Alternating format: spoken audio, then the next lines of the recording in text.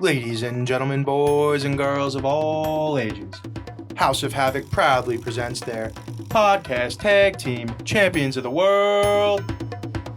The big guy, Chris Johansson, the muskrat Alicino, and as always, I'm that J-I-M-M-Y, the death of Kayfabe.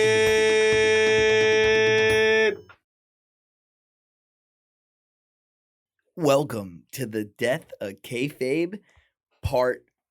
For what week is this? It's February. February? It's the month of February. This is the February recap for WWE. We're here with Big Whitey and Jimmy, as always, and we're gonna get right into it. I mean, WWE, right? We saw. Well, I guess we want to start with something first, right? Some local talent first. We've spent some time on the show discussing our local indie promotion, NYWC, discussed their big show, Psycho Circus, and how we were all going to go. I went, these two did not. Life happens. Big mistake. Big mistake. It was a really cool show. I mean, if you are on wrestling Twitter, you saw that Cardona showed up. That is where he went to school initially, where he learned. First time in a ring since. Put some respect on the man's name. The Matt, NWA World Champion, Matt Cardona. NWA World Heavyweight Champion Matt Cardona, Come on, man. and now NYWC World Heavyweight Champion answered the open call. Let's not forget the Impact. Isn't he? No, I think He's the Impact Digital Media. He's got 6 belts. Okay. Impact Digital Media Champion, Internet Champion. The Internet Champion. And he's got 2 more. Every episode we do a API. Every episode we do a wrestler of the month, right? Yes. And every month somebody has chosen him. Correct. Here's a spoiler for you. I'm picking him again this month. I mean, that's Love that. All right. So there you go. You know. So overall, it's not just about Matt Cardona. The show is very good, especially for the level of indie that it is. It's not like a Ring of Honor level indie, as you guys both know. It's on the lower end. You know, it's a school. Yeah, it's. But we were there with our boy Brian from a litany of other podcasts on the network here. And he was a wrestling fan back in the day. His wrestling fandom probably stops around 02, something like that. Probably, yeah.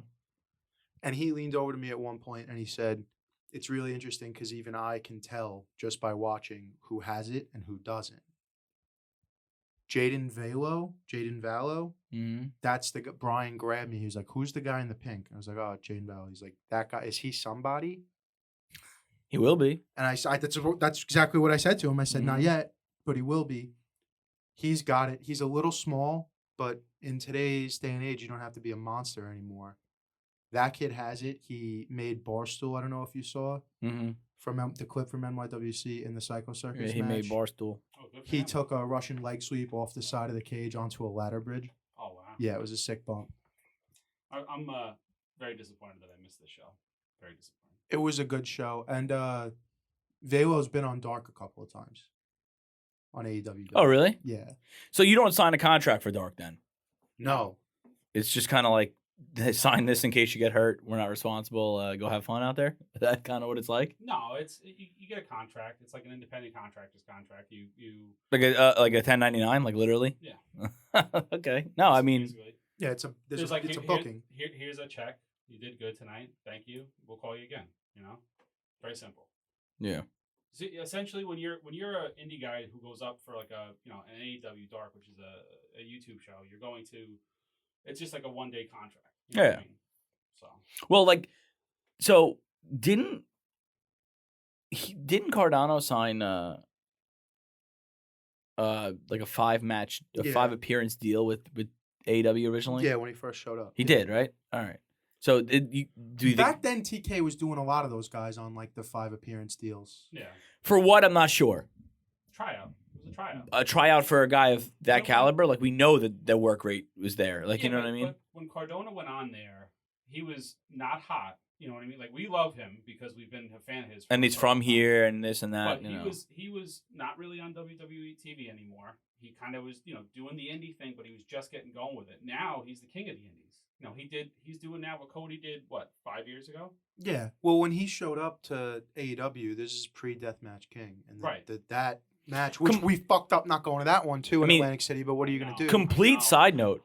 Honestly, I think before you go, I think it's probably for the best we didn't go because guys were legitimately throwing glass bottles and stuff Yeah. at Matt, and like us being, if it was me, you, and Riggio, like it was gonna Oh be, my god, yeah. we Would've would have been a been little- also we would have gotten into a fight, dude. It would've We been a would have little gotten into a wild. fight in Matt Cardona's name for sure. Yeah. And Matt Cardona's name. You don't throw fucking glass bottles at my guy. But go ahead. A little aside that last month we were like getting into this whole Cody Rhodes thing, what was going to happen, and here we are a month later, and absolutely nothing's happened Right. Well, I mean, except rumors. eventually Rumors. down the WrestleMania list, we're gonna get into it. And Yeah. then I wanted to do more about Cody, but the more time we've had to let it fizzle out, I don't really feel like I have much to say. But there's one thing on the AEW end that I'll get to. Well, yeah, we could get to that, but the NYWC, right? We're closing that up. We want to get these guys on the show. We have to. So here's the call out, right? Man Bun Jesus, right? That's one. Who's the other one? Jaden Velo or Jaden- Valo. Jaden See, Velo or I always, Valo, I right. always thought it was Velo, but then it sounded like they were chanting Jaden Valo in the crowd Yeah. that night. So So I want to get those two guys on, hear what they have to say, ask them some cool questions, hear some good stories, and I think that's the first benchmark. yeah, 'Cause- I mean Johnny Radke was at Control Your Narrative, so he wrestled. And, I mean, those are two, but- the night before Psycho Circus, he wrestled EC3 at Outlaw Pro Wrestling in the Great South Bay Brewery. Okay. Oh, that was on the same. It's in the. Both on the island that night. Yeah, it Wow. was Friday night was Great South Bay Brewery. Saturday night was Psycho Circus. Wow. so they're both pretty legit. They have legit skill, and like we said, who is Yeah, I that mean- guy? He's going to be something. I'd love to have him on. I think that would be great. I think that'd be the best first guest possible for this show. I think that's what we should do. Local stars. 100%. I mean, Long Island, like we talked about it before. I mean, they're it's producing becoming stars. a hotbed. For 100%. some young stars. Right 100%. Well, I think wrestling in general is at a peak right now, and you're seeing it. You know, where guys that we used to go watch at NYWC are now on TV every single week. The main event of Rampage last 100%. night. I don't know if we were there or not, but a week shy of 10 years to the date, they had that match in the Sportatorium. What was the Swerve versus Tony Nese. Right. I don't know if we were there that night or not, but 2012, that would have been right around the time we were going a lot. Well, think about it this way: we saw another main event, Tony Nese and Jay Lethal, both of those guys on AEW TV. You got John Silver on AEW TV. He was at the Psycho Circus. I mean, we saw Orange Cassidy. We saw Orange Cassidy at the Psycho Yep. Circus, like, was it 2 years ago? Yeah, right before COVID. Yep. So I mean, you know, they're it's not And really Statlander was on that show too in the Psycho Circus match. right. You know, Willow Nightingale, she's on Impact every week. I mean, there's other people on Impact who we saw at NYWC. So it's like we said, it's like you go support your your local indie guys, you know, because these guys are out there working hard, and you want to go see some wrestling, go to your local show. There's nothing like a local show. No. 100%. I mean, And once again, I entered with two more people that had never been to anything like this before, didn't know what to expect, probably expected to have a bad, not, you know, like an average night. And I'm now, I think between you and me combined, I think we're like 11 for 11 of bringing people that expected to have a shitty time. Yeah. And they walked out. Zach texted me a week later and said, I haven't had that much fun in like 10 years. Dude. That's what I'm saying. It's like it is such a time. It's not like And then Anthony wound up being bummed he had to leave to go to work, missed the main event. yeah. It's not like Here's the thing: wrestling doesn't have the perception that like there's a perception of wrestling that it's like this goofy, stupid form of entertainment. But my feeling is, you get anybody to a live wrestling show, they fall in love with professional wrestling yeah. because I agree. And listen, we all know the WWE, AEW, they're not the cheapest nights. But if you wanted, to go see some live wrestling, just go see your local wrestling. Yeah. How much was the ticket in there, White Bread? General admission, standing room, $25. I think first row might have been 40 or 45 bones. And how much did we pay to go see AEW up top? $40. Up top. And like so up top. You know what I mean? So that's what I'm saying. But even that ticket for WWE is going to run you well into the hundreds. For WrestleMania. No, for Raw, for Raw, SmackDown, most Yeah, anything that's So Billy, our friend Billy, who's also a lifelong wrestling fan, he's now taking his girls to go see SmackDown, and they've been, I think, a couple times. They've been to Raw, they've been to SmackDown. Mhm. I think for the 3 tickets, it was like $150 a piece or something like that. 150 a piece. Yeah, It's a lot of money. And but that's on TV. That's like SmackDown and Raw or Raw Live. SmackDown Live. So you're going to be on. You have a chance to be on Fox, which is kind of cool. You know what I mean? He said that the meet and greet add-on though was like 500. Yeah. Of Like, course. whew. Yeah, no, I'm okay with that. I'm all set on that. That's just crazy. And like we said, there's a chance Tony Nese was at the Psycho Circus. Willow Nightingale was at the Psycho Circus. Right. There's a chance you're going to see some of these guys you recognize So- from TV. And I will tell you this.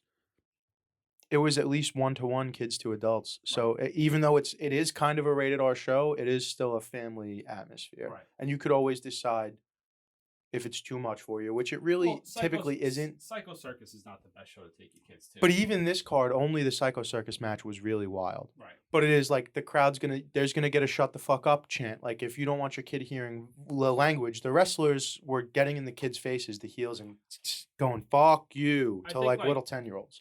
Yeah. So if you don't Lit. want your kids around that, then definitely avoid Psycho Circus. But I it think- is I a think good family night. You know, 12 and older, I think it's a good. I think definitely. you're pushing 10. You're pushing it. 11. You're pushing it. But I think 12 is the right age to start NYWC. So Who is the excuse me for not knowing, but who is the trainer there? Like who is the trainer that's Mikey Whitmer. Mikey Whipwreck and Okay. Mike Mondo, big Mike- trainer over there. So they're basically It's Mikey Whipwreck's promotion. I He mean, owns it. Whipwreck's promotion. they're really fucking producing this talent. Well, not not a sole cause, but you know what I'm saying? Like they're really Yeah, some of it, and some of it are guys that come and go. Like there's a Creative Pro's a big one out here too. yeah. Yeah. But people always come back. That's Myers. Yeah, That's But where people always come MJF back, it and seems Statlander, like. right?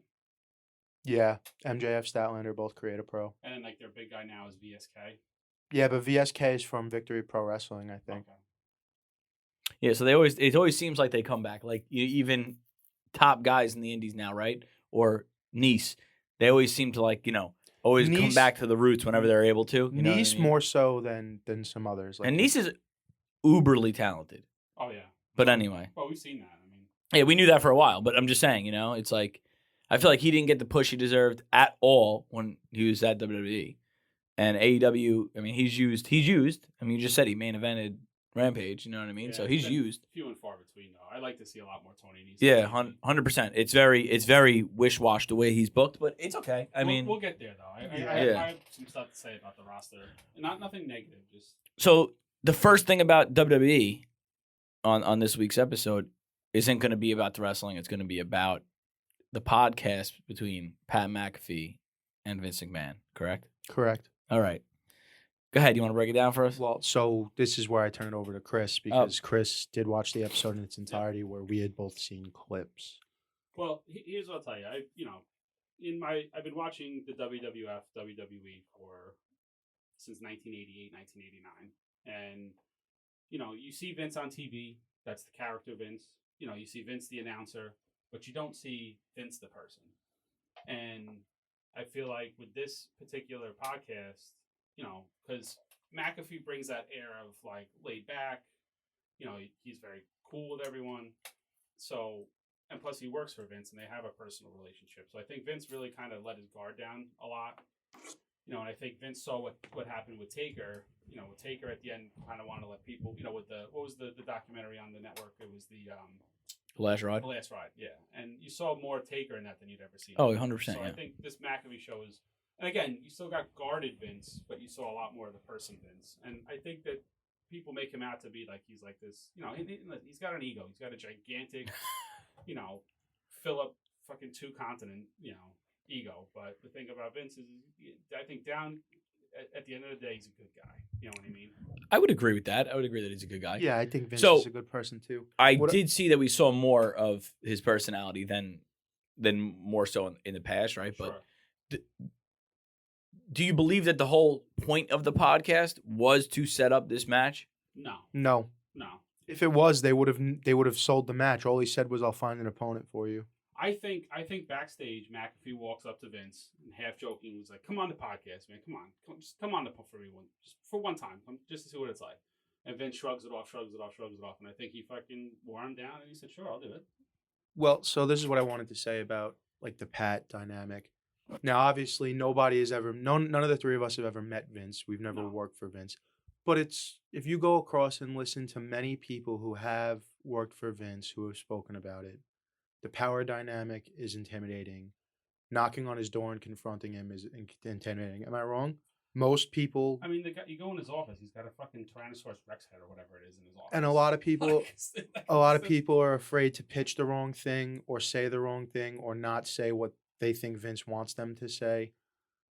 Pat McAfee, much like Freddie Prinze Jr., when he was working for them as a writer on creative, he could get fired and be fine. I'm doing it because I want to be here because I love it. I'm not doing it. And Freddie Prinze Jr. is on the record saying this. I'm not here for the paycheck, so I'm going to go. And what is he going to do? Fire me? Okay, thanks for the opportunity. What are you going to do? I think Pat's very, because obviously he just signed that mega deal with FanDuel. Yeah, nothing to lose type. He's there thing. because he wants to be there. And Vince knows he's lightning in a bottle. Right. So Pat, Pat'll bring up AEW live it's- on the podcast. He's not afraid. What are you going to do? Right. So I think that's the thing is I think, the key that people don't understand is Vince wants people to want to be there. If you don't want to be there, I'm not going to hold you down. I'm not going to, we have a contract. You have to follow the guidelines of our contract. So, for instance, CM Punk. CM Punk was very unhappy. You saw what he did in that Royal Rumble. He went and he laid in the corner because he knew Batista was going to win, which we all knew was bullshit. It was a terrible booking. Like, the WWE has terrible booking. But he was very unhappy about it, and he took his ball and he went home. You know what I mean? Well, and there's a lot of things that led to that. I mean, Sure, but Vince didn't. He went to Vince and he said, "Vince, I'm unhappy." And Vince said, "Go ahead.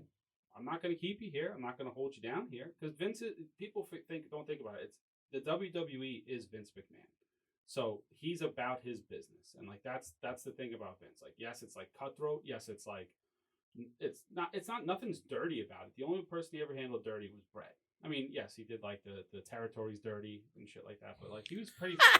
He was pretty fair with everyone. Yeah, I agree with you. Yeah. there's just like I brought this up watching some sort of AEW TV when somebody came out with like some completely different gear on, whatever it was. I think it was a girl. I don't remember who it was. And I just looked at Emily and I'm like, how much would it bother you if you work for Vince and you had no creative control over your own like image? Well, me and you talked about it. Yeah, we probably talked At about Revolution when we were watching it. because Jade came out with the Mortal Kombat shit. And Right. Adam, No, and Adam that was Cole. Revolution. Yeah, but I also spoke to Emily about okay. it Wednesday night watching Dynamite. Okay. Because like, you want to get a tattoo, it needs to get approved by Vince. Sure. You want to cut your hair, it needs to get approved by Vince. You want to change your ring gear, what do you? Because of the video games and the toys and everything else. I'm like, now that there's an opportunity to make money and not be held by all of those restrictions, if it's not in your heart that you want to be a WWE superstar, there's money to be made elsewhere. And like, Right. there's plenty of people proving it. Right. Because like, if you're a creative person, like Adam Cole definitely is. Like, They obviously, all, dude, Jade they is. all are. You There's wanna very have few different- that aren't. Even Adam Cole with the Halo deal had different gear on for the pay-per-view match, like to make it feel special, to make it feel different. Sure. Jericho's one who's big on the gear plays a part into the character. If you Every week in, week out, you need that. Roman Reigns, you're wearing that same bulletproof vest for fucking 7 years. You want to cut your hair? Too bad. what do you think? What would you call Yeah, but who says he's not happy doing that? The No, I'm not saying. No, he's not at all. I'm just saying for for the people who like it would drive. I said like, if I say WWE superstar and I say use one word to describe them, right? Or not one word, but one phrase, right? Would you say no, the superstar? Would you say the superstar themselves, not the whole, right? Would you say professional athlete? Well, for WWE? No, they're No, superstar because that's what they're branded. No, that's what I'm saying. Okay, I don't. It's hard to word it. What I'm saying is, I would use the word artist. I wouldn't use the word pro athlete. I would use the word. I would say that these wrestlers are more artists, and you hear this all the time, perfecting their craft. They're more, to me, they're more on the They're performers.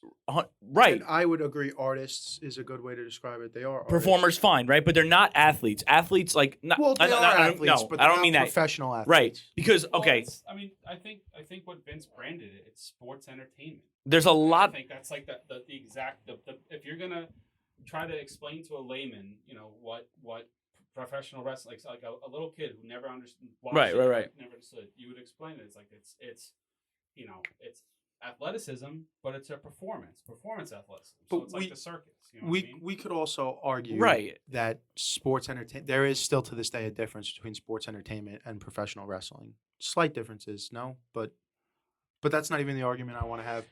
Real quick, without getting into it, I don't know even if it was Vince or his dad, but didn't the fight commissions come down on them and basically say like, is this real? Because if it's really real, the way you're pitching it, like everyone needs to go into USADA, and that's why they changed the sports entertainment. So I think No, it was the steroids. That's what it was. No, well, the steroids no. they couldn't file under USADA because they Yeah. all get popped on steroids, so that's why they changed. The thing is that I think it's SummerSlam '97 is in Jersey, and they had lifted that's kind of like when the transition happened, when they were like, well, we're not real, because they're used to that's what kayfabe is. That's the whole thing of our, the idea of kayfabe is you make them believe it's real. So if to a sports commission eyes, well, if you're calling it wrestling and it's a real sport, then you're gonna pay us. So Vince was like, fuck you, I don't want to pay you, I just won't run your town. You know what I mean? So that's why they change it to sports entertainment. I mean, it was also because the WWF was owned by the World Wildlife Federation, so it was like the combination of those two things. Listen, it's entertainment. I'm not paying any sports commission to come run these towns. No.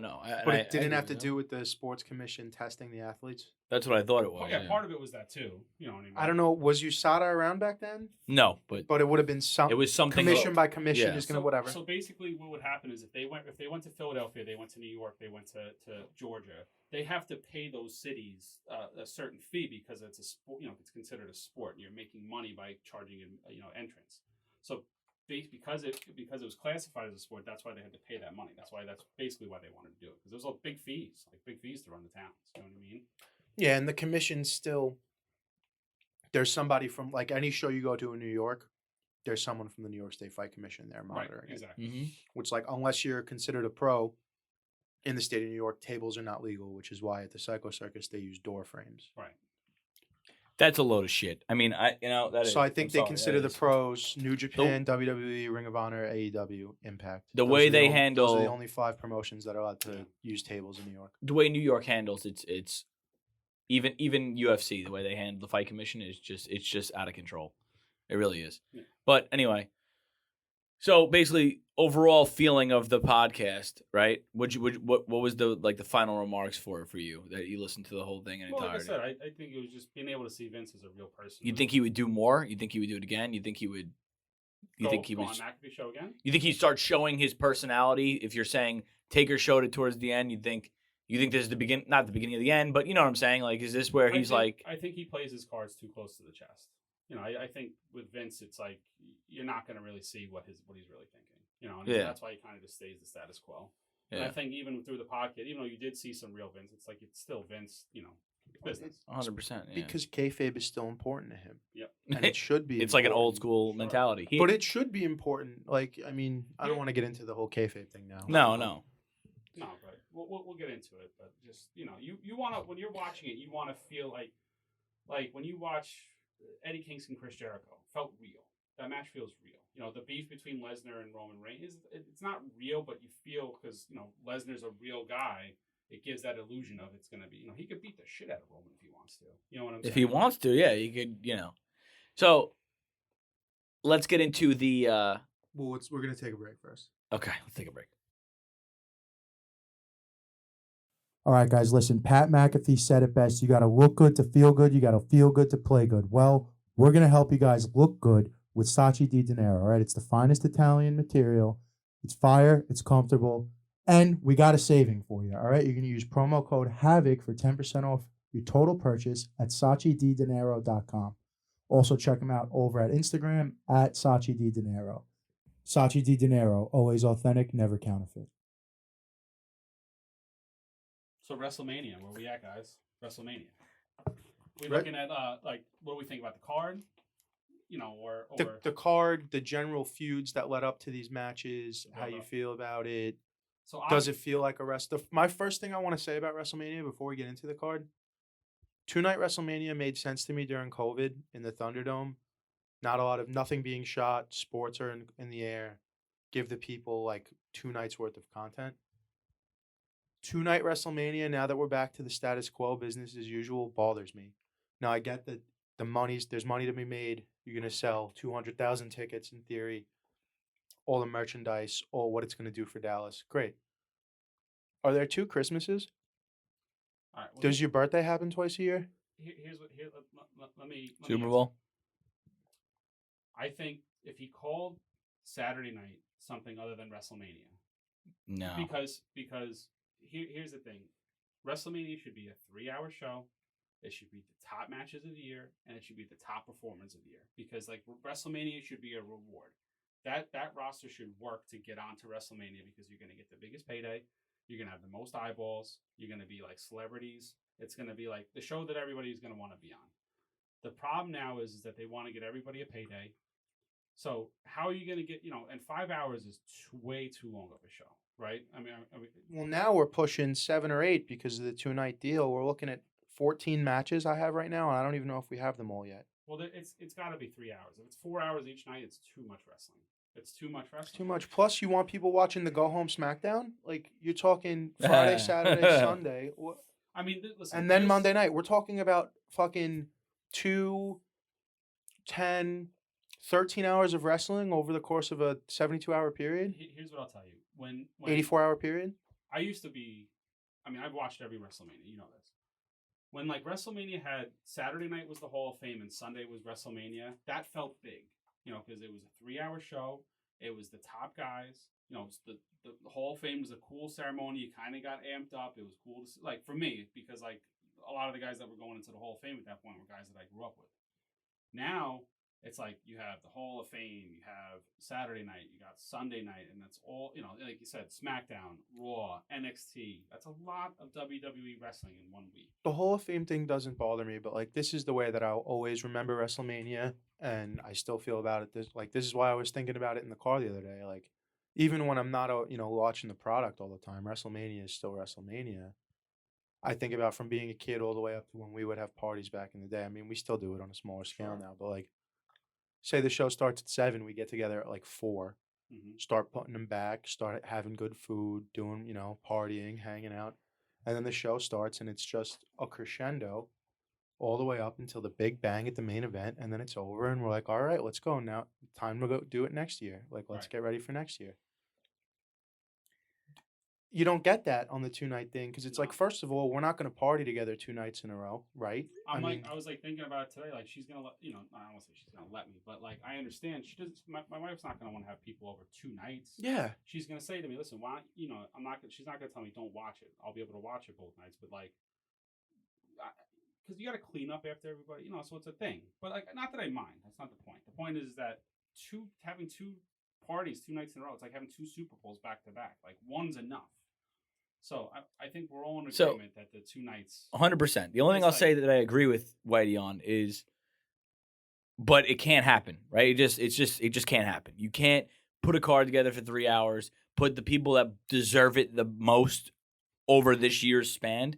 You just can't put. That's not how that works. Like that's not the product that we've come to know. No, it's evolved. Right. That's what I'm saying. He wants to get everybody on the show. Not even everybody on the show, but it's like guys who part-timers who find their way onto the show, like, and because it's so like that, you can't you're not rewarding guys. You know what I'm saying? There should be a reward system. Is my point. Right. No, I agree with you. I'm saying, but we know that it's just not the case. Yeah, which is unfortunate.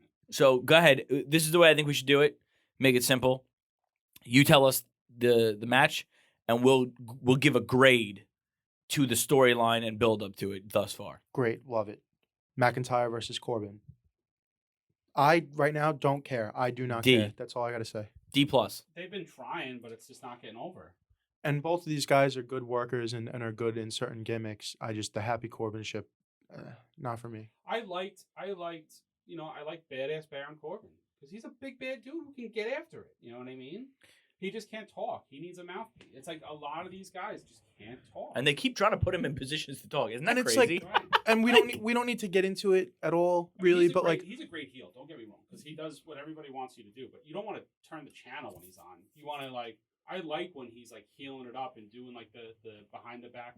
So if he had that mouthpiece, I think it would be very beneficial. One of the things that all the Fed homers like to bitch about when they attack AEW is everybody's in a group or everybody has a manager. Who cares? But then now we're talking about all of the guys in WWE that need a mouthpiece. Like, what if Corbin had a Dan Lambert? Right. You know, like it also keeps more people involved, though. Like, you know what I mean? Scorpio Sky was falling flat kind of until Dan Lambert came into the fold. Some guys and everybody had. He's amazing. We're gonna get into him. But I'm gonna go D+ What's your grade on this build-up? McIntyre deserves better to me. That's how I think feel. McIntyre deserves better too. McIntyre should be in a featured matchup. Like He's one of their top 4 guys right now. especially Exactly. since the COVID era, he had his moments and he was at the top during the COVID era where I don't feel like He had no fans. he didn't get justice. Because what happened was if he was the champ and the top guy when there was nobody in the building. Yeah. So it's hard to get behind. Like the reason Jericho got over because they sing his fucking song. I mean, not the reason. But it's that's a part big of it. You know what I mean? Part of it. Not for us longtime fans. I'm saying those newer fans, like, oh, I love Jericho because I can sing his song when he comes out. Right. But And It's fun. They're trying It's to do fun, that now with though. Rollins. right. And the thing is like you look at McIntyre, he never got that big pop. You know, No. He had a great match with Lesnar, great story they told at that WrestleMania, and it fell flat. That's what I'm because- saying. But So could do a whole separate podcast on this. But like, here's the question we got to ask ourselves: is Drew McIntyre a sports entertainer? Because he fell flat, he left, he tore up Impact and the independent scene, got a second contract with Vince, and now is on this push that arguably could be falling flat. Maybe he's just not a WWE sports I think- entertainer. No, hmm. no. I think he's a perfect Vince guy. I mean, he's big. He could talk. He looks good. You know, he sells merchandise. I mean, he's everything that Vince wants. I just think you can't have everybody at the top all the time. Yes, he deserves to be at the top, but you just like you can't have AJ and Randy and I mean they have in the WWE 25 top guys. You put any one of those guys in any promotion, they could be the number 1 guy in that promotion. Yeah, for sure. You know what I mean? So it's like, Yeah. it's just I think right now he's in a bad spot, and I agree. I think it's like a D. Yeah. It's So it, we'll keep it moving. Logan Paul and The Miz versus the Mysterios. This is what I have to say about it. First of all, Logan Paul is the perfect WrestleMania guy. yes. No problems with that. Wrestling fans might look at him like he's especially guys your age and older, like, oh, who's this guy? As far as No, entertainment I goes, know who he is. And, as far as entertainment goes, there's no bigger draw no, in the world right now, from kids that are like 12 years old Yeah. all the way up to people our age. Yep. Everyone knows who Logan Paul is. Not Sure. everybody knows who Rey Mysterio is. So You know I'm what I gonna mean? give it. Maybe that's a bad example, but you know. What No, I mean. no, not at all. I'm gonna give it a B. I'm gonna give it a B. I want to give it a B plus. I can't give it an A because Dom Mysterio is in the match. That's the other thing I was gonna say. We were saying when we were watching Revolution, or maybe the week before, right after WrestleMania, they need to get Dom Mysterio right back down to developmental. yeah. No, yeah, I don't agree with that. He can't talk. He can't. He shouldn't be working as much like his dad as he tries to. No, I think he's he's in. It's all a nostalgia act. Listen, if you asked me 6 months ago, tell me your WrestleMania predictions, I would have said Dom versus Ray. I would have too. Now they're gonna stretch that out. They're gonna stretch that out. All the way to next Mania. Yeah. I think that's how he's gonna go out, Mysterio. You think Mysterio retires? Yeah, no, off I that? figured that would have happened at this WrestleMania. No, though. no, yeah, well, Ray could still go. Plus, he's the cover of 2K22, so Yeah, I think that's I think it's one. I think the it's one- other yeah, issue. I think this is his swan song. I think he's gonna go and have a great feature match. You know, because the Miz is obviously the top heel in the company. You know, the best heel in the company. Yes, but and pairing him with Logan Paul, I think, is great because I think, like you said, like my age bracket's not gonna like Logan Paul, so already he's a heel. right. And you got the Mysterios in the match. So I think that's perfect. But on the other side, I would have liked to see, like we said, before everything happened with Kane Velasquez and Mysterio would have been great. Bad Bunny especially and 'cause Mysterio would Kane have been can great. work. Bad Bunny, Mysterio, because now you're bringing star power on both sides, right? Well, but That's where it lacks for me. from the other side, though, it's like you're trying to build Dominic. You know, you want Dominic to be part of the future, and I don't think. I agree. I think if he was given something different to do, and I think that's what's going to happen is I think they're going to propel this to the next WrestleMania where it's father versus son. Son goes over, Ray bows out, gives his son. So I think that's what the I just when Then he becomes Rey Mysterio the third. could be. Pass down the mask. Like the next night, he could be like, I'm the Ray. Well, that's because that was his uncle, was Yeah. Rey Mysterio. Right? I just- and they passed down the mask. That's Yeah. how the Luchas do it. I just can't, like, when I look at this match, I can't. I mean, think about that next year at WrestleMania. Ray in the middle of the ring. Takes Rey's mask off, puts it on his own head, and says, "I'm Rey Mysterio the third." Yeah. How sick would that Yeah, be? they won't book that, guys. Stop it. We're fantasy booking. They won't book that. Well, No, but I think Ray has a little bit more control over his thing, and I think that's what it is. I think he's probably got one more year on his contract. He's gonna ride it out, and I mean, I'm sure Vince pitched it to him, and because Vince would love to, that's like right up Vince's alley. Listen, that would be great. That would be cool. That'd be awesome. But for this Mania, I just can't see Dominic doing something in this match that's going to leave a lasting impact. I think all other competitors in the match might do something that would be like, wow, Logan Logan went through a table. Like, Logan's going to spear Mysterio through, or Dominic, right? That's perfect. Like, spear Dominic through a table and get mad. It's good. Like, that's going to be the That skull crushing finale he gave him was like a little rough. Super rough because he didn't let go. He didn't let go of the full Nelson. Yeah, it was a little rough. So but that's basically where I'm at. It's good. It's not great, but In this country, in the United States legal system, you're innocent until proven guilty. As far as I'm concerned, Dominic Mysterio is not good until he proves me otherwise and needs to go back to the fine. developmental. I agree with that. I'm okay with it. I have to disagree. Just I'm not saying he's trash. I think So he needs more when seasoning. he becomes a world champion in 2 years, Whitey just has to throw that in so we can clip it, roll it back. I disagree. I just have to throw my 2 cents in that I disagree. I like Dominic. I think, He don't do it for me. I don't know. Listen, I understand because he's with Ray now. That could be a generational But thing. that's what I'm saying, though. That's what I'm saying. Let's see. But right now, Ray was my favorite when he popped from the stage. When he stopped popping from the stage, I lost. That Ray to me was the best Ray. Well, he's like No, 50. Halloween Havoc 97. Yeah. Well, okay. See, that's what I'm saying. Halloween Havoc 97. You're going when he was a kid. Like, that's a, No, but I'm just saying you watch. All right, go back. Do yourself a favor this week. I was 4. I'm just saying this week. Yeah, but I've watched. I'm Halloween just saying. Havoc. If you go back to like WCW 1996 to WCW 1998, you watch that little time period. It starts shitty. It's in the middle. It's the best wrestling you'll ever see in your life, and then it kind of fizzles out at the end. But that time period, you watch any Rey Mysterio match, Juventud Guerrero, Ultimo Dragon, fucking Eddie, Benoit, Malenko. I mean, it's like match after match. I mean, it was insane.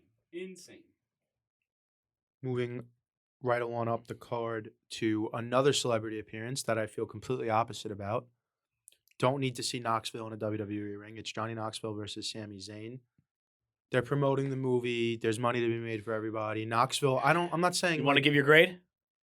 You want to give your grade? F. Mine's a F minus. Mine's an F. F. I will say thank God they got the belt out of this match. Yeah. That's all I got to say. They could have. Well, let me just say this. They could have involved Knoxville without him being in the match. We can move on. Yeah, 100%. Like, he could have been on the card without being in a match. I don't understand. There's certain celebrities that belong in the ring, i.e. Logan Paul. Think great choice. He's a trained He's an boxer. athlete. Yeah. He's a semi-pro boxer. and, like, Before that, though, he was a wrestler. He's a good, like, all-American wrestler. I don't know if he was all-American, but all-state. All-state wrestler. Sure. He has ability in multiple arts of fucking fighting. Like, and then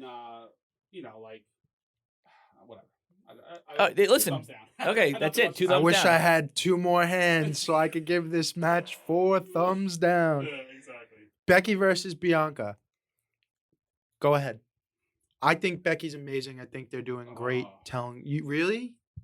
I think. I'm not a fan. All of right, Becky's. let me just say this, and then I'm not a fan. you could go, because we talked about this at Revolution when we were watching Revolution together. I said, isn't it and I have to get a little crazy now because I have to. Becky, not the most talented wrestler. I think we can all agree that she's not the most talented female. Agreed. Is she the most over? Probably, right? Probably. Maybe it's WWE. And like, you mean as a women's wrestler or just most over? No, women's wrestler. Here's what I need to say. I think Charlotte's more over. Okay, here's what I need to say. That girl, that woman, is a product of the circumstance so much. I can't believe it's amazing. So How so though? I'm gonna tell you. Survivor Series, the build up to Survivor Series, the go home show. It was the go home show, right? Before Survivor Series? Well, I don't know what you're talking about. When she breaks her nose, Nia breaks her nose. I think that was the go home Raw. She was getting over before that. No, but that was that picture of the blood running down her Stone nose. Cold moment. It was her her Stone Cold moment, right? She says it on the podcast. That's when I realized what the man actually meant. Do you think Right? Do you think that Britt Baker's the same then? No, well, hold on. Well, yes, I do in a way. But then, a couple weeks ago, Because she you gets make the whipped. argument that it's like the same path. But it works.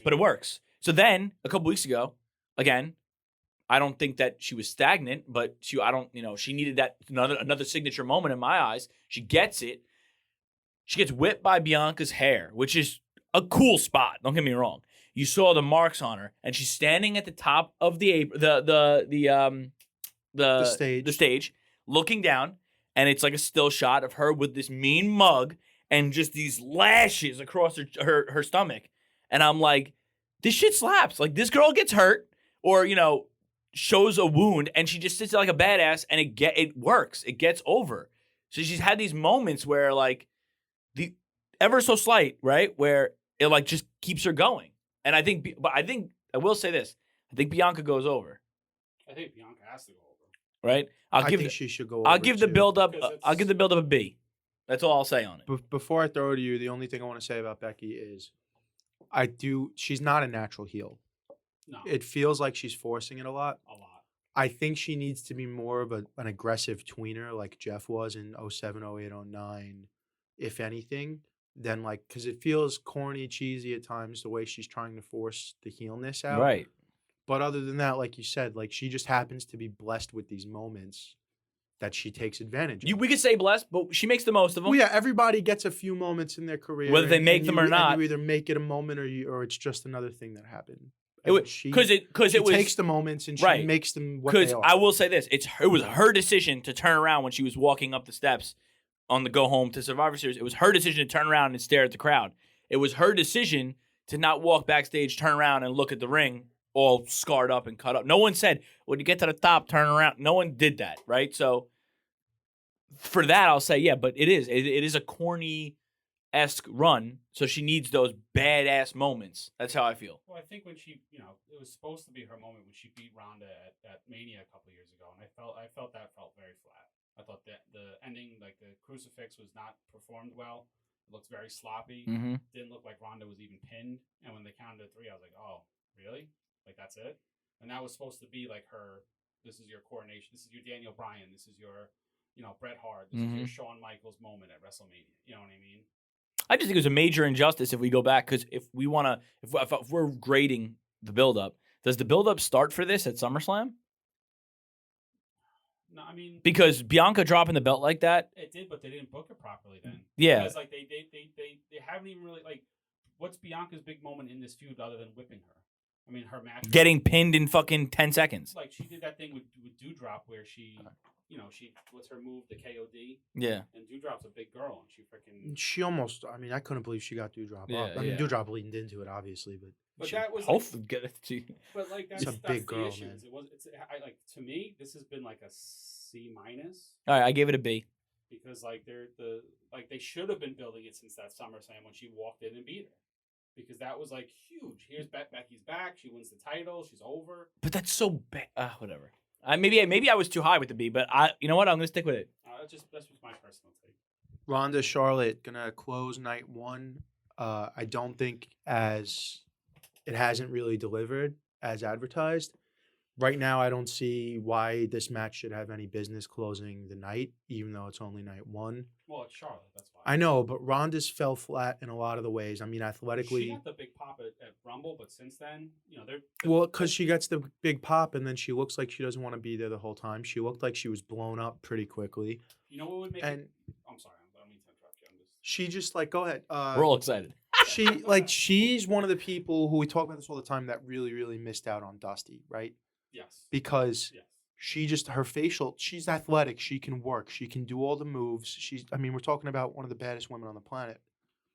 It's the entertainment, the face. She smiled once since she's been back, and she's supposed to be the baby face. Like, there's certain things in the way she's selling. That's with her psyche, face. dude. That's psyche. Well, the Dusty would have gotten it out of 100%. I'm not disagreeing with that. Go ahead. I think the booking's wrong. I think what you do is because she's getting the Roman treatment, you know what I mean, the Cena treatment, where she's being pushed as the face, but really she's the heel. So if they were smart, which we all know they're not the smartest. Well, 30 people in a room. That's right. They would do the double turn. You do the double turn at Mania. You turn Charlotte face, which she's not good as a face. You don't have to necessarily turn her, but like I'm saying, have Ronda go over and be the heel, but be Lesnar. like the women Lesnar. Because that's if she was booked like female, like she was booked as a face, as the face Lesnar. She's like destroying Nia Jax. She's destroying Alexa Bliss. She's destroying the Bellas. Like she's just running roughshod. But you do that as her as a heel with that nasty bitch face. I think it gets over. Have her break a couple of arms and write people up, give people huge. vacations. Hey, Charlotte, you want a vacation? Right. Yeah. Why don't you go take the month off? Go travel travel with Andrade and see if AEW. Might What's be your for grade? you. What What's your grade? grade? I give it like a B plus. Really? No, They're trying, but it's just not getting. I think over. that's too high. No, I give it. You can't get I out. give You it a can't. C You don't. plus. I give it a C. It's C plus only because Charlotte is Charlotte. Yeah. No, I'm not saying the match isn't. I'm not saying the match is going to be a C. I'm saying the build up to the match. Yeah. And here's why it's a C for me, and make it short and sweet. With the talent and the star power involved, it's got. I need more out of it. You know what I mean? Like you're talking about a worldwide superstar in Ronda Rousey, right? Everybody knows her, and you're talking about the best women's wrestler in the planet. Oh yeah. I need more. I need more. That's why it's a C for me. I think it's too. They put her in that position too quickly too. She's not ready to be back in the ring. She's blown up every time. Yeah, no, 100%. You know what I mean? She needs. But it doesn't 4 matter. months postpartum, dude. Like Right. It's Mania season. Like that's Again, that's my point. Is it's the booking. No, The 100%. booking is what's wrong. It's But that's what the- we're grading. We're grading the booking. We're not Well, grading. we're gonna get to it as we I'm just saying they're trying. They're trying to build it. That's why I'm giving it a B. as we get further and further along this card. We're going to get to the point where like it seems like WrestleMania season is usually well thought out, well planned. Oh, it hasn't been for years though. And it's so bad this year, and we'll get to it as we go. But one more before we take another break. Pat McAfee versus Austin Theory. As far as the build goes, I mean, now Pat can go. We've seen it at NXT TakeOver, at War Games, Sure. and he had a one-on-one match with Adam Cole as well, right? Yeah. Pat can go a little bit, punter, but still pro athlete. Like you want to say, oh, he was a punter. This He's a man, pro this man's athlete, still a dude. fucking pro athlete, dude. He's a pro athlete. Austin Theory can go. I think Vince is going to get in the ring and do some bumping. As far as the build goes, obviously it's going to be a quick build because the match only just got announced. I didn't see SmackDown really, other than He got tossed around, right? Pat did. Yeah, Pat took a bump, right? No, I didn't watch it. Yeah, he took a bump. Yeah. I expect the match to probably over deliver because 100% over once Vince starts bumping around and Theory can fucking go, and Pat's gonna definitely drop a moonsault or two. This match is gonna over deliver. I'm gonna give this, for the circumstances, I'm giving it an A minus. Wow. I think that's a little high. That's in a my little opinion. high in my opinion. Yeah. I do like a B. I was solid B. a B. Yeah, that's how I was gonna go with B. I mean, Go ahead. No, go ahead. they're gonna push it hard now. So I think, but just for the short period of time, it can get. That's the only reason why I would. My theory is I think the booking's been good on it. it's weird because I'm Having saying Vince- theory. Having Vince on the McAfee show to announce the match, I mean, that alone. They didn't even really announce it though. No. He just said, "I'm gonna But find you an but opponent." that's not announcing the progressive. Match, but But that's progressive. You're on a match at Mania. Right. Well, Because McAfee's the star of the match. when I first saw Vince was gonna be on Pat, I was Something like that. Yeah. When I first saw Vince was going to be on Pat's show, I was concerned it was going to be another total work like the Adam Cole deal. Right. So I'm glad it wasn't. And that's like where all he said was, "I'll get you a match." I was like, "That's awesome. Best way." No, that's it's a really good way to do it.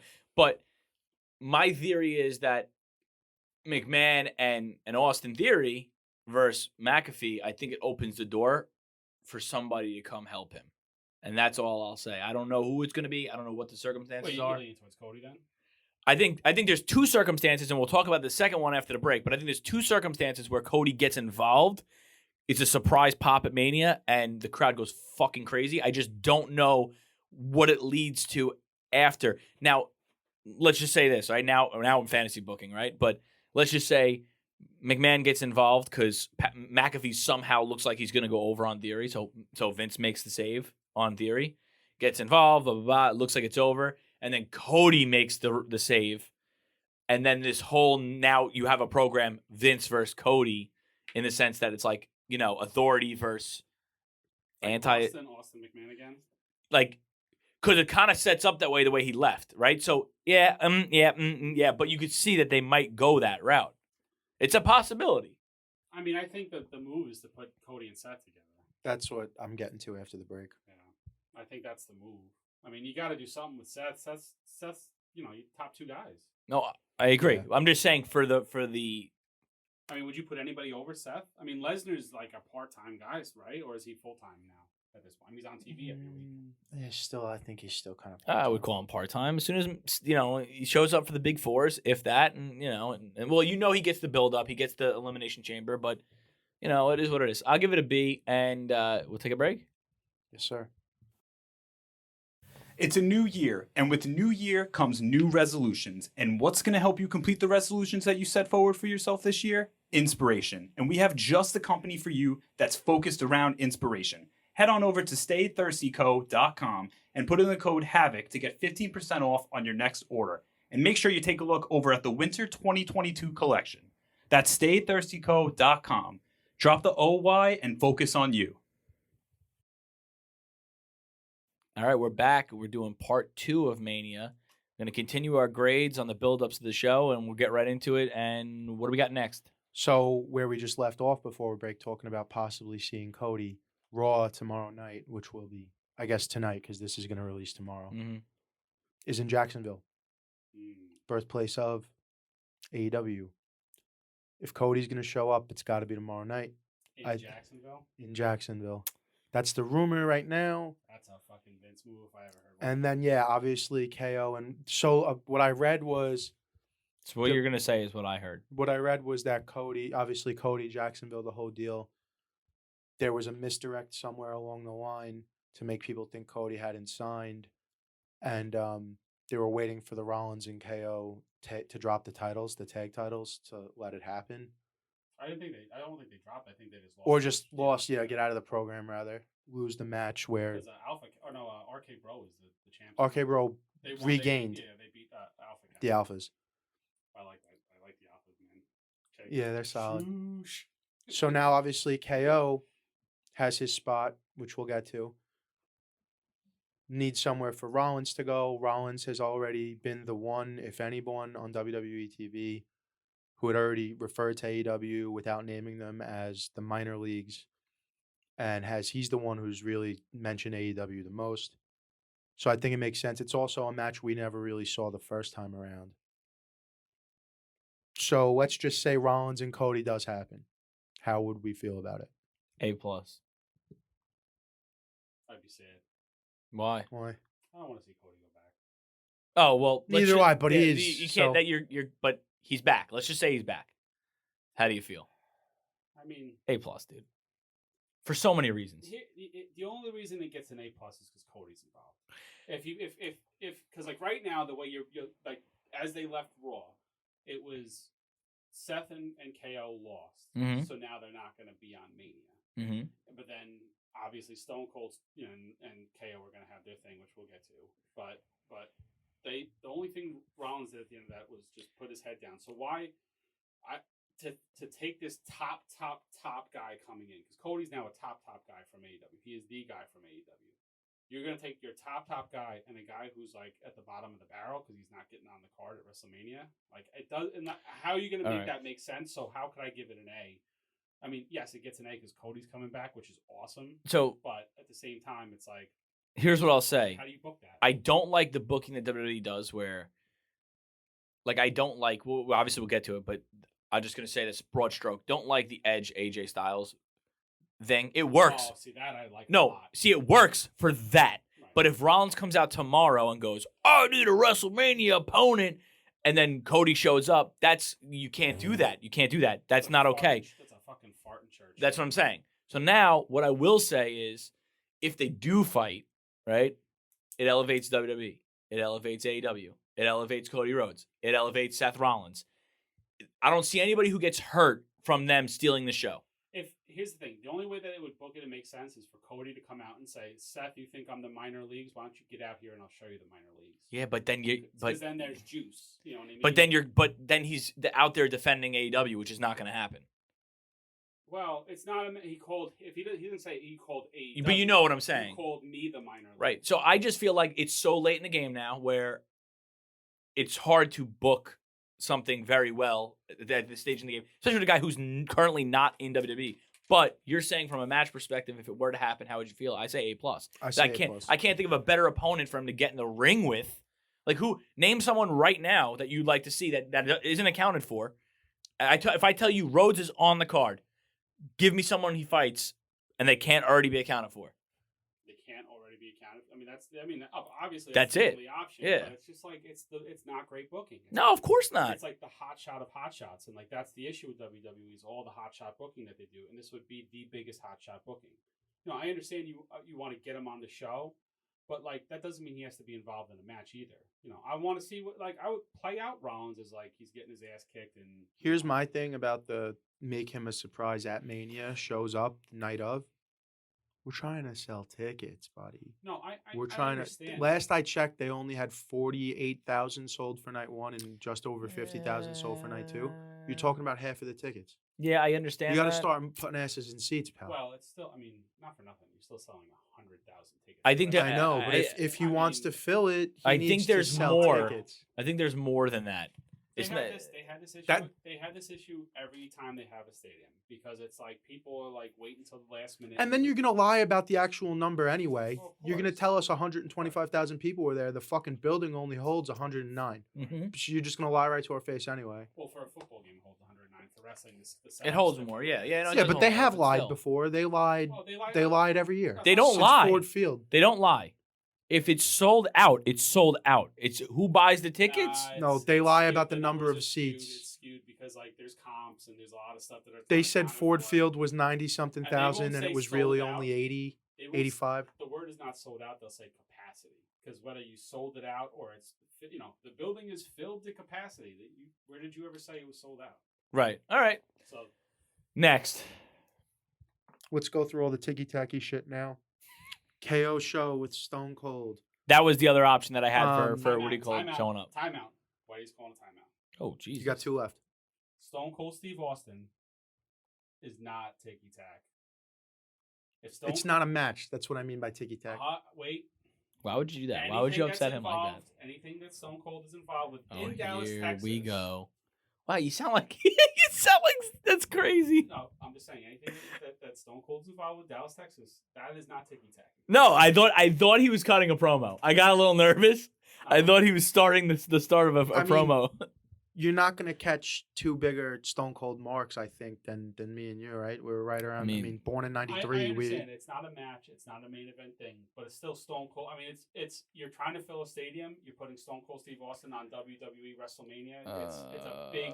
But part that's of the another show. thing. What? That probably would have popped harder Let's if all get Owen- mad. if Owens just did the KO show and kept ripping, healed it up, ripped on Texas, did his thing, wore the cowboy That's hat, Stone Cold. and then that glass just breaks.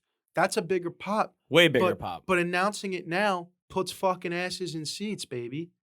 Okay, And so, let's you all know- let's all get upset. What's the trying- grade? What's your grade? They're trying to sell tickets. What's your grade? Trying to sell. I mean, so that's why have it be? You're saying have it be a surprise? Would yes. Be, Well, I'm likening it to the Cody thing. It would have been better as a surprise, but we need to sell tickets. So No, we What's your announced it. grade? It's the same thing. I gotta go. I mean, Owens has really been getting it over for a while. Stone Cold's promo I liked. Yeah, it was a good program. I like that. If it was gonna be like a Taker cinematic type deal where they can kind of don't have to have Stone Cold taking too many bumps, but having him go out to the ring and it like makes me nervous. You know what I mean? So I'm gonna give it like a C plus. So I feel similarly. Had this been a match like it was originally reported, which It would have been a D for me. they offered a match to Stone Cold and he said no. He's smart. Yeah. Had it been a match, like I'd probably be like a D or a C minus because like there's a reason Stone Cold left. You left kind of on top. Like your knees can't do it, your back can't do it. What's it worth? What was his neck? It was His neck too, right? Now Hunter was the knees. I'm Everything. sorry. No, but it's everything. It His is. whole No, body's he's shot. No, he's shot. Yeah. He doesn't. You're old. How old is he? Close to 60? No. No, He's not even that old. No, he's not that old. 50. Dude, he retired at 38. Yeah. Well, Yeah. that's because because his body couldn't do so it anymore. he's 58. So That's still up there. Well, Sting is 62. Outlier. So- He's an outlier. being Stop. being what it is, yeah, Sting's nuts. Being what it is, the KO show. I imagine it's going to be KO comes out, cuts a bit of a deal. Austin comes out, cuts a bit of deal. We get the what, and then eventually a couple of fingers, a couple of stunners, a couple of beers, and we move along with the show. And if that's what it's going to be, I give it an A plus. Well, what if even better, very possible. What if KO gets the better of him, stuns him, and then The Rock comes out? No. I don't. If you're gonna waste The Rock and it's not gonna be Reigns versus The Rock. I think Vince has nothing to do with what The Rock is going to do at WrestleMania. I think The Rock walks in and says, "This is what I'm going to do at WrestleMania." Is The Rock going to be there? We know that for sure. I don't know that for sure, but I'm assuming he's going to be involved. I just feel like, again, with the tickets thing, if The Rock's going to be there, it's already on the poster. Here's what you got to understand. This is Vince needs a surprise. You need a surprise because since that Hardy surprise, which was phenomenal, fantastic, phenomenal. We still talk about it, and they got the song right. What, AEW? Yeah. No. You're talking about at WrestleMania? No, yeah, I no. remember that night. Yeah. I remember that night yesterday, like it was yesterday. Because I didn't see it. He All right, called so me. Here's how I feel about it. Wait, at Mania? I was leaving work. I was like, did you and just he say called that? me. I texted you too. Yeah. I was like, you just see this? They did it perfectly. But anyway, here's how I feel about it. I feel like when Saudi Arabia rolled around and Shawn Michaels got involved in that tag team, right? Remember that tag team match? Yeah, It was yeah. horrific. And I know I might get crucified by some... Sean still had the best bump in that match. Well, I might get crucified by what I say. Which is, here, again, but someone who shouldn't be bumping. Go ahead. But- get crucified. I don't think Shawn Michaels has a brand. And I think Stone Cold has a brand to uphold to, in the sense that he's on TV, he's hosting shows, he's got a successful podcast, he's doing other things. So for him to agree to a match and then flop it, God forbid, I think it hurts his brand. I think he knows that. I think he knows that if he goes in there, badasses it up, and leaves, drinks a few beers and leaves, it doesn't hurt him. But a match like that would hurt. You're 100% right, but he's got to be on the show. I mean, I agree. And I think he cut a good promo to start it. I think he wants positioning like he's a badass still. I don't think he wants that that New Day. So he's thinking about it from the perspective of what his last WrestleMania appearance was when he came out and danced with the New Day. Yeah, he delivered some stunners and drank beer, but it's him. Yeah. Doing this shit. Which is So here's the last thing I'll say about it. This is the other match that I thought Cody Rhodes could have got involved in, or other segment that Cody Rhodes comes out. I'm sorry, Stone Cold comes out. They're doing their thing. Rollins, if Rollins isn't involved, doesn't have a match, they kind of blindside Stone Cold and start beating him up, both of them. Cody Rhodes comes and makes a save on Stone Cold. Then you got those guys all four in the ring at the same time. I think if they're going to save Cody for a surprise, it's got to be in the main event with Roman. Yeah. He's got to come in on top. And I think it's got to be. But how do you do that, though? So Roman beats Lesnar. His music's hitting. The confetti's going off. He gets on the mic and he says, "Everyone in wrestling should acknowledge me." And then the lights go out, and it's wrestling has but one royal family. Is it that, or is it No, I think it's wrestling has but more than. Well, if that's the gimmick, Cody owns it, so Cody could say, "Put this on, Vince," and Vince is not going to tell him no. if that's the gimmick that they're going with, then they have to do that. So anyway, go ahead. moving on with Tiki Taki? And this is why I say Tiki Taki. Ricochet doesn't have an opponent yet, as far as I know, right? Ricochet's. Vince just decided they're gonna give him the push as. What is that? What is that? That Ricochet sucks, or that? Yeah, I'm not a big fan of Ricochet. We've talked about this ad nauseum. No, he that's just doesn't fine. have a personality. The spot monkey. Spot machine doesn't have much of a personality. Doesn't have. The news came I'm out. not saying he's not a good guy, so let's just clear that up. No. He hears this and he's like, He just "Fuck doesn't that do. fuck." He just doesn't do it for you, which I'm is just saying, fine. I'm just saying, as a wrestler, no, I'm sure you don't do it for him, dude. I They- guarantee that. They decide they're going to push him as the number 2 babyface on SmackDown. That same week as that news breaks, he gets the IC title off of Sami Zayn. Now, as far as I know, there's no opponent for him. Is that a right? push? Like that's a push now? Winning he's not- winning the IC As title. far is as I a know, pu- there's no opponent for him. no, I'm saying So winning it's the going to be like a ladder match type deal then. yeah, winning the IC title is a push now. Well, it should be. That's the thing. If you want to push Ricochet and you're going to give him, I've been on record for a while. Yeah, now. 100%. The mid card titles need to, like the TBS and TNT title matter on AEW. Well, arguably the TBS title is the biggest Is title. Is like the title on the show. But we'll get to that. We'll get there. So overall, they don't have an opponent for him yet. We're now. Well, they under- have the Andre the Giant Battle Royale, right? They're doing that. Yeah. Okay. But that's So- probably pre-show now. Yeah. So that's Amos, right? Almost whatever. Gotta the fuck be you say. Amos. Yeah, Gotta be yeah. Amos. He's gonna win that thing, right? Yeah. So they're So then- they're filling. He's Do- like Giant Gonzalez, bro. He's like just a big dude. Like, Monsters. Yeah. and he can't talk. He's So obviously, do you care? No matter what happens with the Ricochet IC title, you just don't. I don't right? care about Ricochet. I care that the IC title won't be on the Mania card. That's insane to me. I would put the IC title on Miz and just leave it on him. Let him be it. Forever. Bring the forever. prestige back to it. Like What's the Raw title deal? Is it going to be RK Bro versus the Alphas? Probably like Because that match I believe is not set in stone. There's no title probably match. a bunch of It'll be like a four-way. yeah. It's New Day And- will be thrown in 'cause I there. don't You know, think- whatever. I don't Like think they're- RK Bro drop the belts. No, I think they're No. gonna keep it on him. I think Riddle's really over. You know what I mean? I think the fans like him. Yeah. I don't like Riddle. Here's what I'll tell you: Chad Gable is quickly becoming Kurt Angle 2.0, and he's fucking awesome at it. He's great. Shoosh. Yeah. No, he is. He is good. Shinsuke and Boogs versus TBA versus the Usos for the SmackDown tag titles. Shinsuke Boogs going over probably. No, I think Usos gotta go over. You think so? I think if Roman's gonna go over, I think the Usos. It all depends on what happens in the main event. Whether I think they want to push the shit out of Boogs. Yeah. But again, they don't. Not a fan.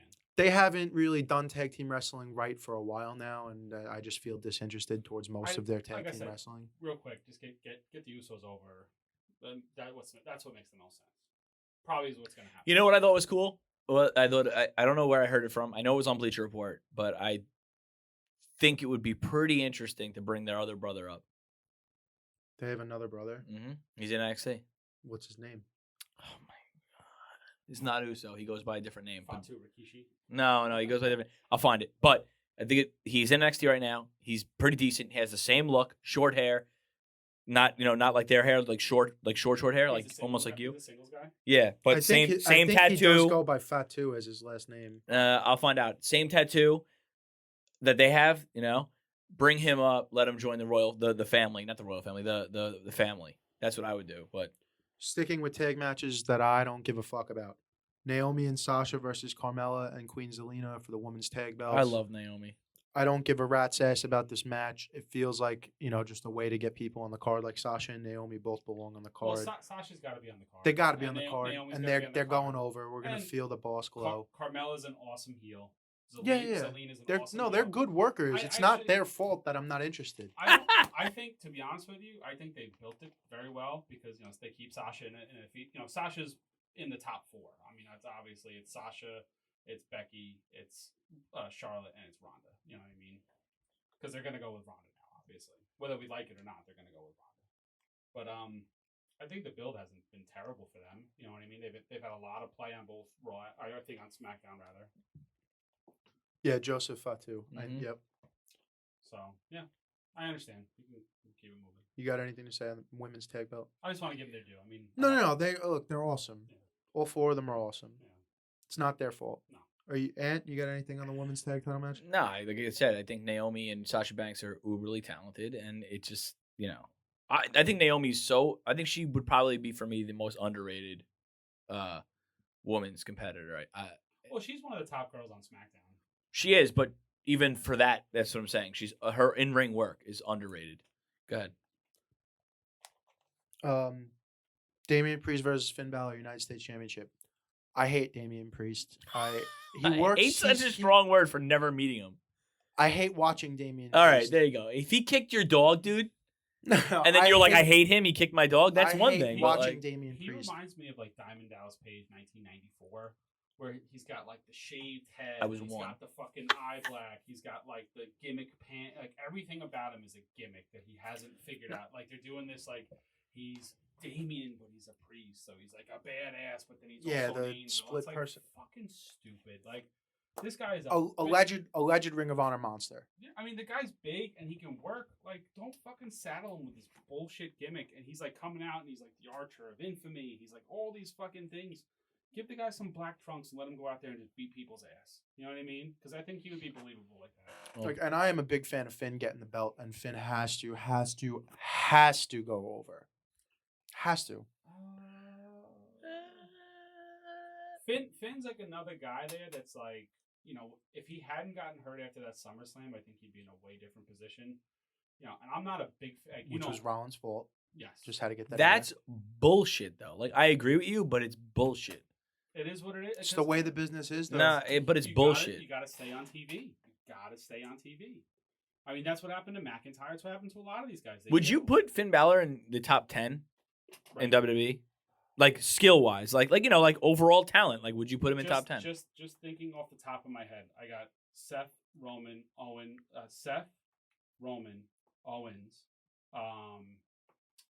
Randy. Yeah. Balor. AJ. AJ. Yeah, AJ's probably above Balor. I put Drew above Balor. Oh, you want to put Austin Theory above him? You really want to ride the wave? You can do that. You still need 3 more. I'm not a Balor guy. I know it's a ridiculous thing. I'm not a Balor I know guy. it's a ridiculous comp to make, but if Drew and Edge? if I Drew got and Edge if over. Drew and Balor, No. not no right way. now. No way. No, Edge is doing some of the best work. No way, dude. If no Drew- way. Talent-wise, If Drew no and way. if Drew and Balor, now I know this is like the if Jordan played today thing. If Balor and Drew are the same size, I don't think you feel that way. I think if they're the same size, Balor is better worker than Drew. I think Balor is much more believable as the demon character than he is as like this little guy flying around. My opinion, just my opinion. He's also better as the Bullet Club leader, as the heel with Yeah. his boys behind. I him. don't like him with the leather jacket, like he no gimmick guy. You know what I mean? He's boring. To He's me. Finn is for everybody. That's What? kind of his Finn is for everybody. That's kind of his whole deal right now. Yeah, it's boring. I like Finn as a worker. They need to either not figure out saying what the they're guy going to do can't with him or work, let him go. Either figure out what you're going to do with him or let him go because he would thrive. Not just AEW, Impact. New Japan, Impact, Let GC, him- wherever he wants to go, he'll Let him thrive. go with the Good Brothers and Jay White and Yeah, and and do Chris Bay do and- like Bullet Club Light. yeah, which would be fine. Good on that. Yeah. What do you want to give it? I give it C plus. It's a C+ for me, too. It's like a C minus. All right, 2 more ready. 2 more left rather. Edge versus AJ. The Edge turning heel, I'm here for. I loved it when the concerto, the whole deal, AJ getting screwed over. Now we got Bad Guy Edge back. I've been waiting for Bad Guy Edge since he showed up at the Rumble, however long ago that was now, 2 years ago. I think it's going to be a great match. It's obviously a dream match, something a lot of us have been talking about since about 05, 06. They're going to tear the house down. I don't know how many matches either one. I mean, AJ obviously has 3 more years in him. He just re-upped, but I don't know how many more matches Edge has left. Definitely don't know how This many is more. Edge's swan song. Not the match. I'm saying this run is his swan song. Don't know how many more Mania matches Edge has left.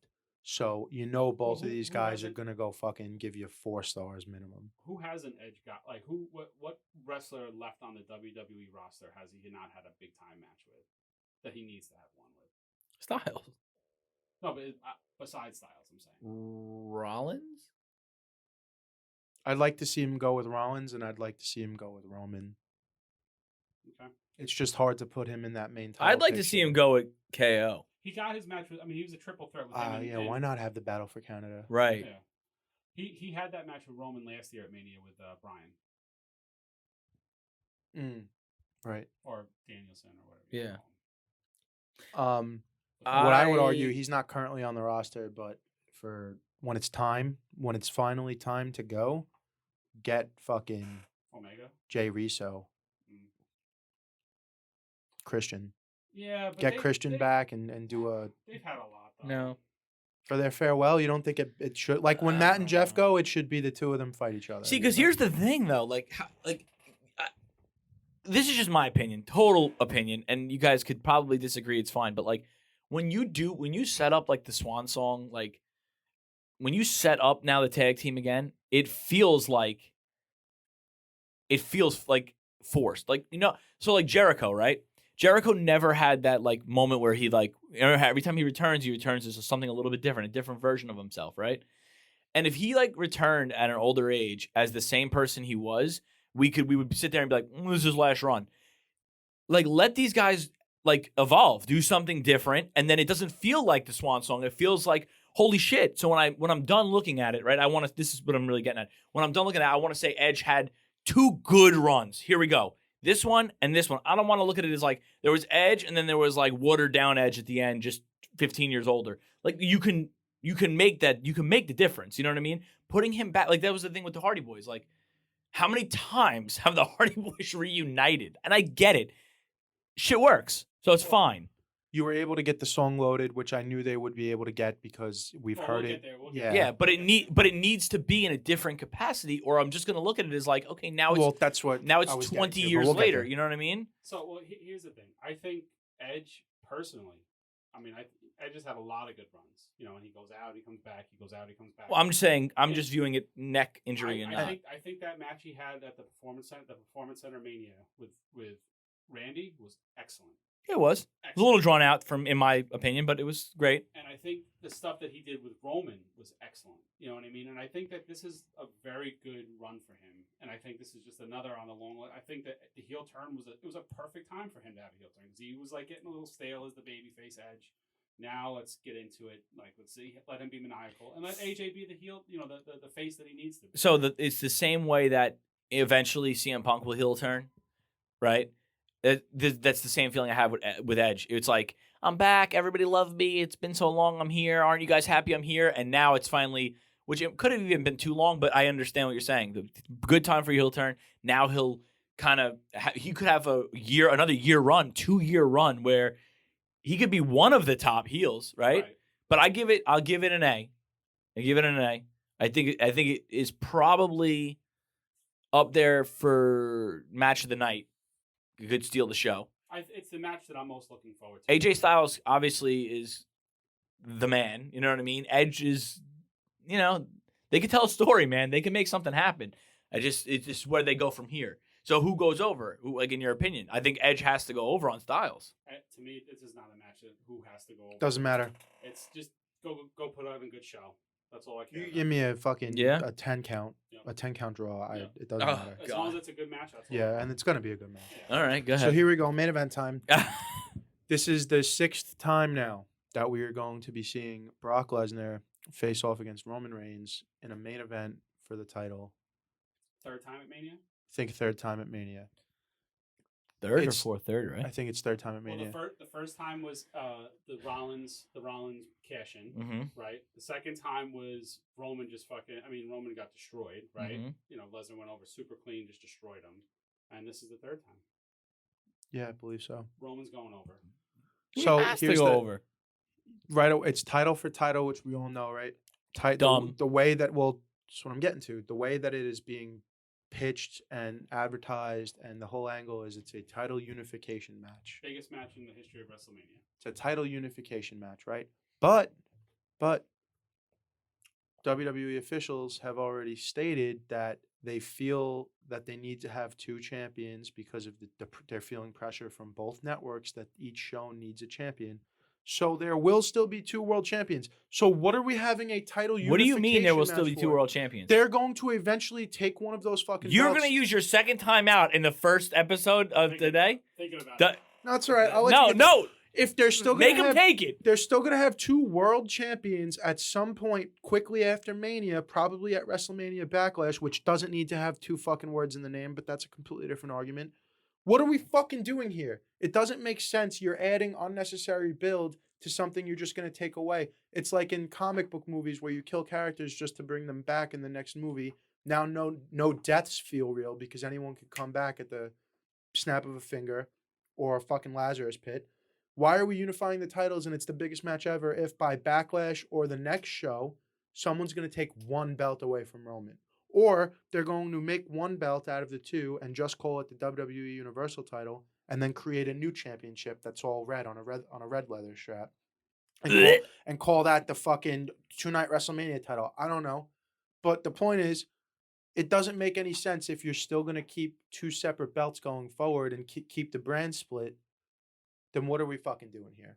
Other than that, the match has been booked tremendously for all of the bad stuff that WWE has done. Tremendously. booking-wise. That's the only thing they give a It's fuck the about. Of only course thing- it's yeah. done right. It's The the only thing booking they've is done. amazing. I'm invested in it. To me, Roman probably has to go over, but it doesn't even matter to me at this point who goes over. I think it's going to be I would be shocked if amazing. he doesn't go over. I also would be shocked if it goes over 16 and a half minutes long because we all know Brock can go in short spurts at this point. I'm going to let Whitey go. Yeah. Because He wanted to burn his second time Yeah. out I already. thought so. about it. I just... I pulled it back. Yeah, go ahead. I'm ready for the argument. I want Jimmy and I Got a want little Whitey to go after it. Got a So little here we excited. go. So White Bread, for how long have you and I been discussing what do they need to do? 1 title for the men, 1 title for the women. So, arguably, besides Roman Reigns, who is the next most over individual on WWE television? Brock? Charlotte Flair. Oh, all right. Yeah, fair. Charlotte Flair comes out of that title match as the champion. Who's to say that USA is unhappy with Charlotte Flair as their champion? Roman Reigns is the champion of SmackDown.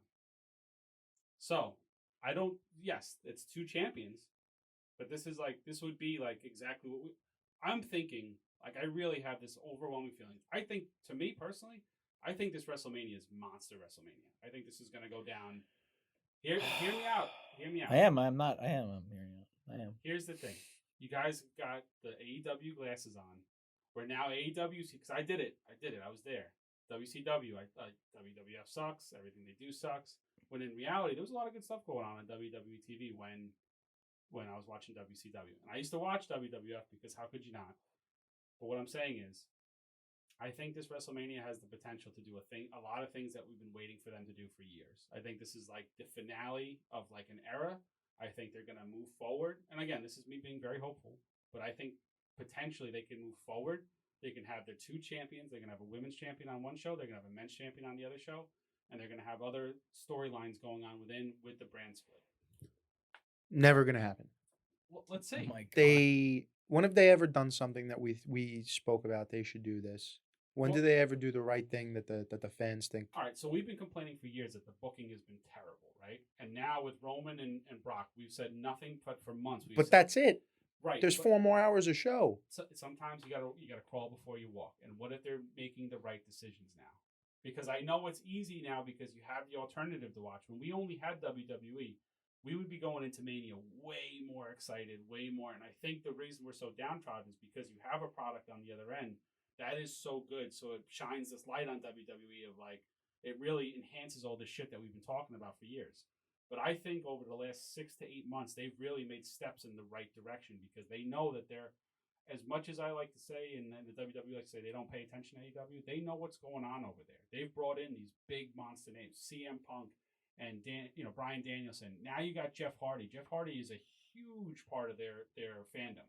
So now all those Jeff Hardy fans, oh shit, Jeff Hardy is now on, because he still has that fandom. But this ain't the first time. Here- Jeff Hardy's came. I'm going to let you take it again. I'm just going to say this Go ahead. one Do what thing you gotta from do. the perspective of from a business. Okay? I know personally that when you try to change the culture or you try to change the way a business is ran or you try to change anything about the company, right? Overhauling it, shifting direction, right? It doesn't just happen overnight. And I think people don't, like a lot of people don't understand that, especially kids. Kids would never understand that. Right. Or like you said, fans that are like in their 50s and they still think it's real kind of thing. Like, Right. you know, like you don't understand that. So you just complain and get upset and all that. So I agree with that. I agree that it does take time. I've seen very minimal. I don't think I've seen as much as you're seeing changes in the way that they look like they're going to run it. So I don't know. But I will say that, okay, yeah, it does take time. So if they're seeing the product and they're saying, well, maybe we need to go more this way.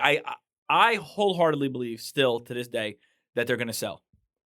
I wholeheartedly believe that in the next, I would say 2 years, they're gone. Disney or Apple is buying it. One of those two.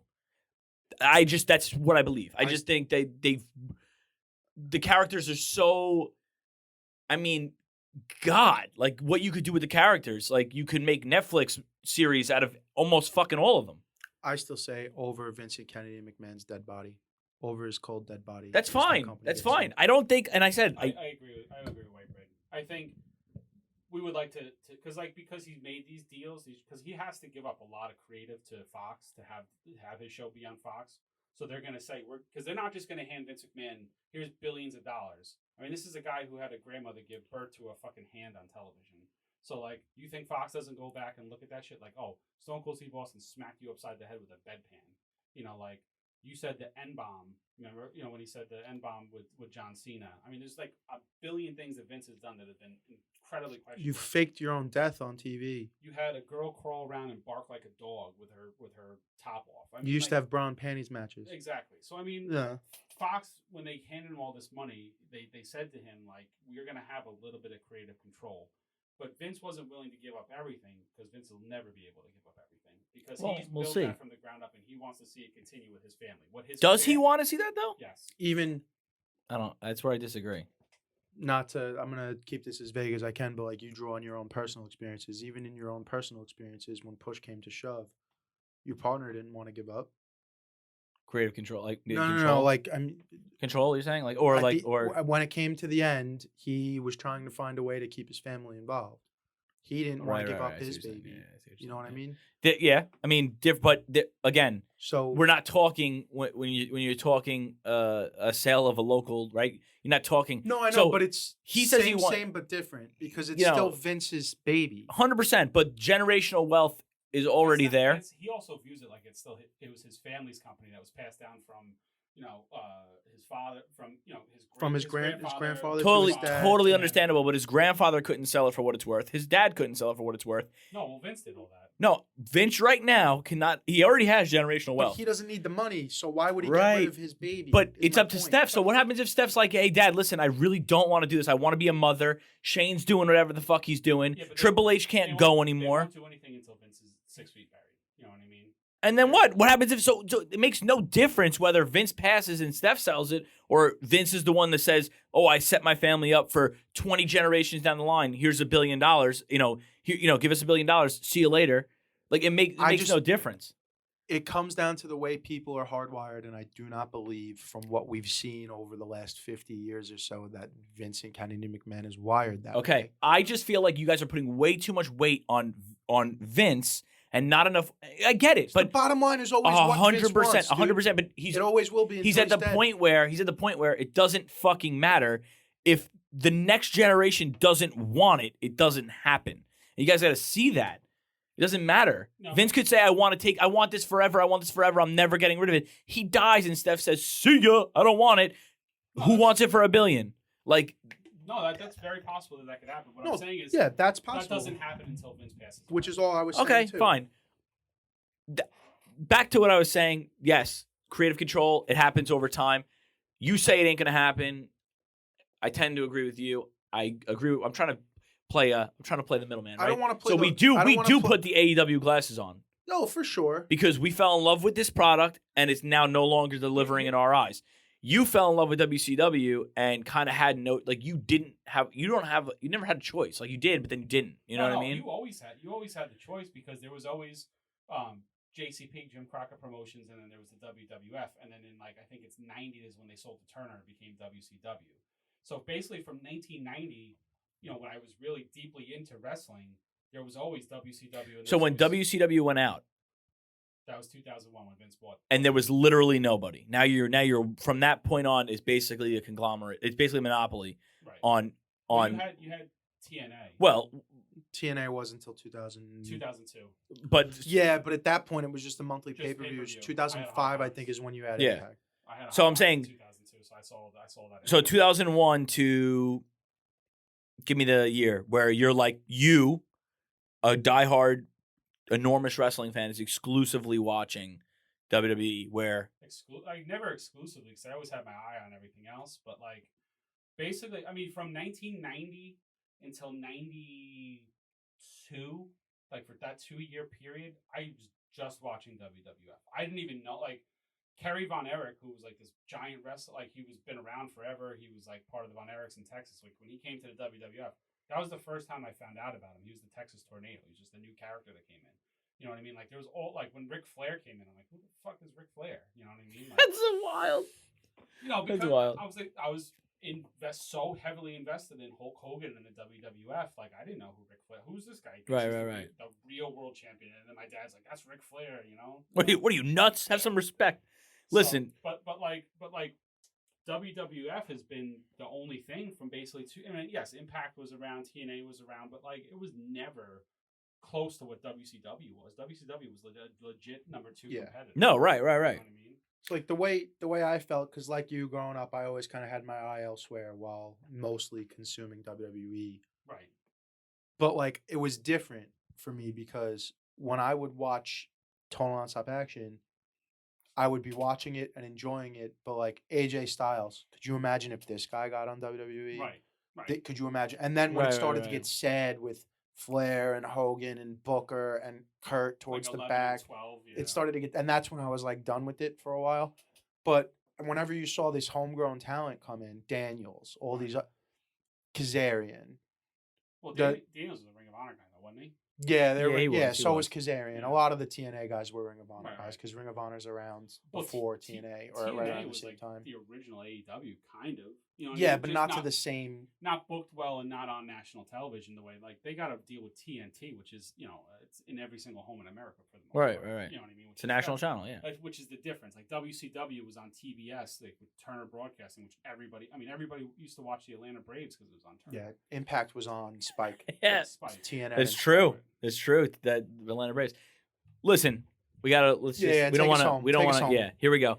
I just want real quick. I want you to give me an overall grade of what you think the WrestleMania card will be this year. The WrestleMania show. Combine both nights into one. I don't want to hear what you think of Saturday and what you think of Sunday because we don't know yet, obviously.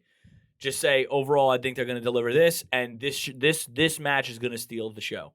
So overall, I'm going to give it a B minus that I think we're going to get out of it, and I think the match that's going to steal the show is the one that we've been waiting, or the one that should close out a 6-match, 3-year feud. I think it's going to be Reigns and Brock. Regardless, even if Cody shows up at the end, whatever the fuck happens, that whole segment is going to be the best one.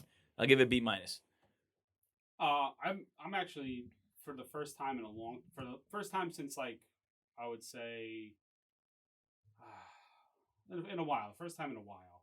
I'm very much looking forward to this WrestleMania. I know 2 nights is going to be a lot of wrestling for a weekend, but overall, I think they've done a good job.